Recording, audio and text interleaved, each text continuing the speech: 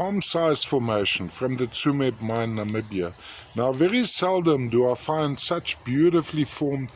In this case, I can't really see the underlying tennantite formation. I think that we're looking at tennantite here, but it's most likely a nagrite. So it's not a typical pyramidal formation. It's almost like a platy formation. Also quite interesting, the matrix in this case is almost a dolomite, and then sitting on top of that appears to be some sericite crystals, and in between those little yellow needles would be some mimetite, which is quite unusual for this section of the ore.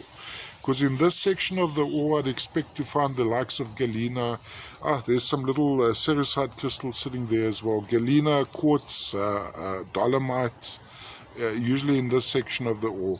I suspect that we're looking at enargite here versus tennantite. Could be tennantite as well. The matrix, well, the material is very, very similar to tennantite. Relative weight also a little bit heavier than, lighter than galena. So this wouldn't be galena.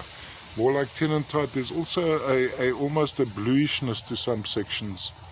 Let me just, as you play it in the light, and there you see those little reflections, those crystalline reflections are most likely little sericites sitting in between, and based on what's happening on the back here, maybe a little bit of mimetite on this as well. All the way from the famous old Tsumeb mine, Namibia. I'm going to see if I can get a little bit closer. This is totally overexposed, unfortunately. There we go. Pretty good idea of the actual specimen.